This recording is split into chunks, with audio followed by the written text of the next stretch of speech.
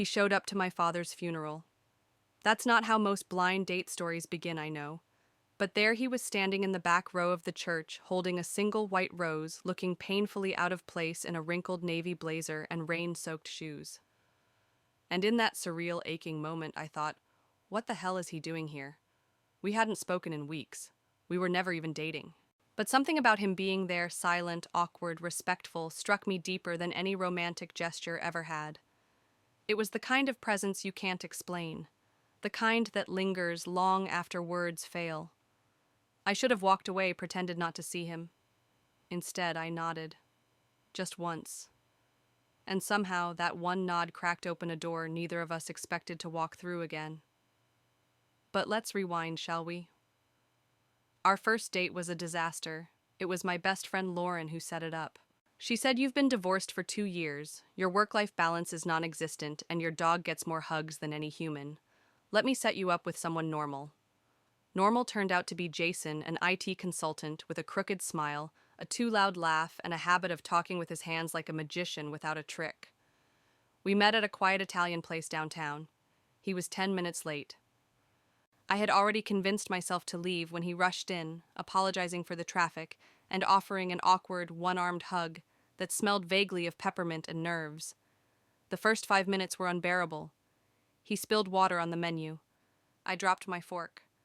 We both tried to speak at the same time and ended up laughing at how horribly mismatched we seemed. I remember texting Lauren from the bathroom abort mission. This is painful. But then, something shifted. I asked him about his favorite book. He said East of Eden, and I blinked. "You're kidding," I said. "That's mine too." From there, the conversation spiraled in the best way. We talked about music, grief, divorce, midlife confusion. He told me about his mom passing away the year before, and how he'd been trying to figure out who he was since. "I used to think life was about finding someone to complete you," he said. "Now I think it's about finding someone to witness you while you try to complete yourself." That line stayed with me. By dessert, we were both leaning in like old friends. We split a slice of tiramisu and didn't even flinch when the waiter brought the check without asking. Neither of us tried to turn it into something romantic. It just wasn't that. But it was something. When we said goodbye, there was no kiss. Just a strange, knowing look between us. A quiet agreement that while this wasn't it, it also wasn't nothing. And that's how it began. Not with sparks, not with romance, but with recognition. A failed date that didn't feel like failure. And weeks later, when my world cracked open with loss, he showed up. No explanation, no agenda. Just that awkward Jason energy, trying too hard to be invisible and somehow failing beautifully at it. That moment, his unexpected presence at my lowest, was the emotional fracture that pulled me back in. It forced me to ask a question I wasn't ready for. Why did it matter that he was there, and that right there is the reason I stayed? The reason I didn't walk away from the funeral. The reason I called him the next day, even though I didn't know what I wanted from him. Because sometimes a blind date isn't about finding the one. Sometimes it's about finding the one you didn't know you needed. We never went on a second date, not in the traditional sense anyway. There were no candlelit dinners, no what are we talks, no awkward first kisses. What happened instead was quieter, stranger, and somehow more meaningful. After the funeral, I called him. I didn't know why. Maybe because everyone else was offering condolences with the usual rehearsed sympathy. He lived a full life. At least he's not suffering, but Jason had just shown up. Unannounced, unscripted, real. He answered on the second ring. "Hey," he said like I was someone he called all the time. "Hey," I replied, then hesitated. "I just wanted to say, thank you for being there." There was a pause. Then I wasn't sure I should come. But something told me you might need someone. And oddly enough, I had. That conversation turned into coffee. Not a date, just two people sitting in the corner of a quiet cafe talking about grief dogs and the weird way time slows down when you're not okay. Over the next few weeks, we kept meeting up. Coffee became a walk in the park. A walk became a Home Depot run. A Home Depot run turned into helping me fix the leaky sink in my kitchen, where he accidentally broke the garbage disposal, and we ended up laughing like kids covered in old food and duct tape. Somewhere along the way, we stopped pretending we were just acquaintances. There was a comfort between us I hadn't expected, a softness that didn't need definition. He never flirted. I never tried to impress him. There was no pressure to be attractive or charming. I could wear sweatpants and no makeup, and he'd still show up with takeout and a dumb joke about traffic cones or squirrels. We weren't dating, we were just there. There for the messy days, the lonely nights, the moments when life felt like too much and you needed someone to say, "Yeah, I get it." He became my emergency contact, literally. At the doctor's office, I listed him without thinking. Not because he was my boyfriend, but because he was the only person I knew would actually answer if something went wrong. And things did go wrong. Life doesn't pause, because you've formed an unlikely friendship. I lost a freelance gig. My ex tried to rekindle things poorly. My dog Olive got sick and needed surgery. Jason was there through all of it. And I was there when his sister got divorced, when he had to move apartments on a week's notice. When his car broke down on I-65 and he called me not a tow truck because I just needed a calm voice. We had each other's backs, but it wasn't just about leaning on each other. We also clicked. We discovered we both hated cilantro loved jazz and had memorized entire scenes from When Harry Met Sally. He introduced me to sci-fi movies I never thought I'd enjoy. I got him hooked on baking shows. Somewhere between late-night talks and Sunday errands, we built a rhythm, a language, a way of being that didn't need romance to feel intimate. I remember thinking, this is what emotional safety feels like. It was unlike anything I'd experienced in past relationships, where attraction often masked a lack of real connection.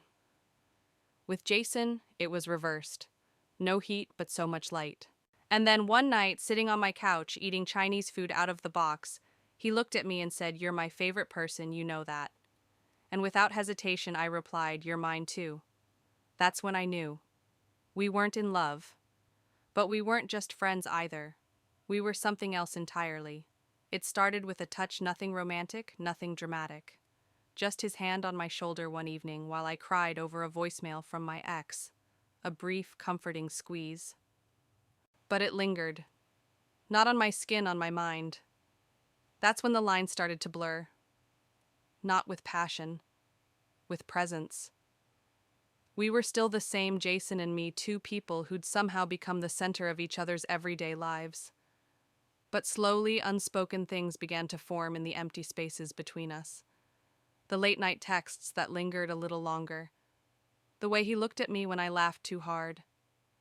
The way I noticed his scent when he left his hoodie on the back of my chair. One night I caught myself reaching for my phone not because I had news, but because something funny happened, and he was the first person I wanted to tell. That's when it hit me. This wasn't just friendship anymore. Not exactly. But what was it? There was no roadmap for what we were. We weren't dating. We weren't lovers.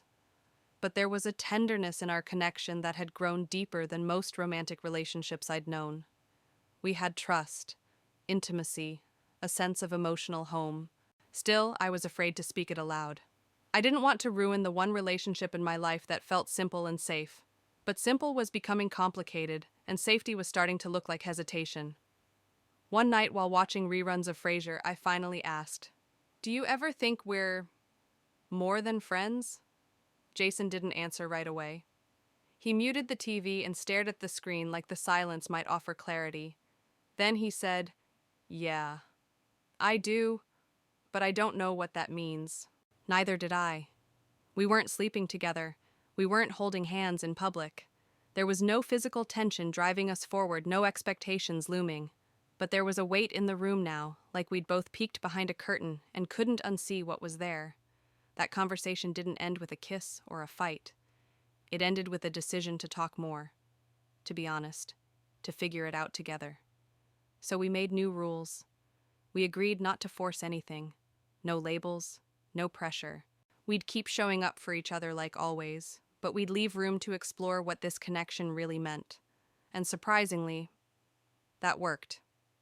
Instead of chasing answers, we became students of the moment. We asked questions like, "How does this feel today? Do you still want this to be just friendship? Are you scared too?" It was awkward and beautiful. We had boundaries, No sleepovers, no dating apps, no sharing toothbrushes. But we also had shared sunsets, inside jokes, long walks where we held pinkies instead of hands because that felt safe and somehow sacred. We weren't building toward marriage, we were building toward understanding. And that's what made it so unconventional. People on the outside didn't get it. My sister asked, "Are you two together or not?" And I said yes and no. Jason's friend called us emotional roommates. I couldn't argue with that. We lived in a gray area, one we painted in with honesty day by day. I used to believe that every relationship had to fit inside a box: romantic, platonic, casual, serious. But Jason showed me that sometimes the most meaningful relationships don't fit in any box at all. They just are, and they're real, uncomfortable, evolving, unscripted, but real. It wasn't a kiss that changed things. It was a conversation. We were sitting in the park, the sun low in the sky, kids laughing in the distance, and birds kicking up dry leaves beneath a bench that had probably seen 100 first dates and 1,000 heartbreaks. Jason turned to me and said, "I think I love you," but not in the way I've been taught to. And I knew exactly what he meant. This wasn't the kind of love that ends in candlelit proposals or dramatic embraces at airport terminals. It wasn't the love of rom-coms or Facebook status updates. It was slower, quieter. But it had depth, so much depth that sometimes it scared me. Because it didn't follow a script. We weren't falling into a relationship. We were walking into something that required new language. And in a world where people constantly asked, "So are you guys together?" we had no neat answer. We were redefining what love looked like for us. It came in the form of him remembering how I took my coffee, or me learning the exact way he liked his shirts folded. It was in the way we could sit in silence for an hour and never feel uncomfortable. It was in the text messages that simply read, "You good," at just the right moment. We never called each other boyfriend or girlfriend. That felt too small. What we had was bigger than labels, but smaller than a traditional romance. We shared emotional intimacy most couples never reach. We talked about our childhood wounds, our biggest fears, our deepest regrets. He knew about the night I almost called my ex just to feel something. I knew about the time he panicked in the grocery store on the anniversary of his mother's death. And still we stayed. That to me is love. The world kept trying to fit us into categories. People assumed we were just friends, or secretly in love, or too afraid to commit. But the truth was far more complex and far more beautiful. We loved each other in a way that challenged everything we thought we knew about connection. We didn't need to own each other to feel complete. He once said, "I've had relationships with fireworks and chemistry, but none of them made me feel this calm." I smiled because I understood. Fireworks are loud, fleeting, beautiful for a moment, then gone. But what we had, it was a steady flame, quiet and constant. We started doing things couples do, but without the pressure of becoming a couple. We cooked dinner together, danced in the living room, binge-watched documentaries, and argued about plot holes. And sometimes when the night stretched too long and the silence got too tender, we'd sit shoulder to shoulder and just breathe. No rush, no rules, just us. Was it confusing sometimes? Did we question ourselves often? But every time we did, we circled back to the same answer: this works for us. And isn't that what love is supposed to be? Not something that fits expectations, but something that fits your heart. I never imagined I'd fall into a relationship like this one without milestones or labels, one that didn't look like anyone else's. But in doing so, I learned the most profound truth of all. Love isn't always romantic. It isn't always physical. Sometimes it's just someone showing up for you again and again in the exact way you need, even when the world doesn't understand it. And that kind of love, that's the kind worth keeping. People still ask, "Are you together? Are you dating? Is it ever going to be more?" And I still don't know how to answer, because what Jason and I have doesn't live in the tidy spaces most people are comfortable with. What we have lives in the margins, the in-between. It's the coffee he drops off on my porch when I'm too tired to move. The voicemail I get before a big meeting. "You've got this." It's the quiet companionship of someone who knows your worst days and doesn't flinch. We never went official, never had the talk. But what we've built over time is something more solid than most relationships I've seen. And no, we don't have plans to get married. We don't even live together. We've chosen to grow side by side without merging into something society can define. That doesn't mean we love less, it means we love on our own terms. It took me a long time to stop apologizing for that. Because for a while I did. I'd downplay what we were to others, afraid they wouldn't understand, and some didn't. My sister told me, "You're wasting your time." A coworker said, "That's just emotional codependency." I even doubted myself, wondered if we were just scared of real commitment. But every time I tried to step back to create distance and see things clearly, I missed him like oxygen. Not in a desperate way. In the way that your soul misses calm. He is my calm, and I am his. That realization didn't come with fireworks. It came one quiet night while folding laundry. He was sitting on the floor reading some article out loud, making jokes only I would laugh at. And I looked at him and thought, this is it. This is enough. Our future isn't outlined in vows or rings. It's written in trust and consistency in every ordinary moment we choose to show up for each other.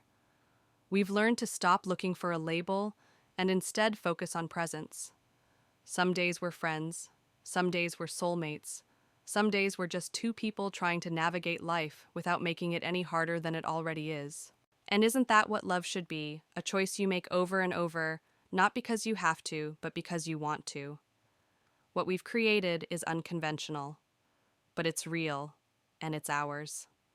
So if you're reading this or watching, and you're feeling the pressure to define your relationship by someone else's standards, take a breath. There is no single way to love. No blueprint, no checklist, no timeline you're required to meet. Love can be soft, unlabeled, quietly revolutionary. And when you stop chasing the version you think you're supposed to have, you just might discover the one that's been standing beside you all along. Have you ever experienced a love that didn't follow the rules? Drop a comment below. I'd love to hear your story. If this journey resonated with you, don't forget to like, share, and subscribe. These are the stories that remind us we're not alone and that sometimes the best kind of love is the one you never saw coming.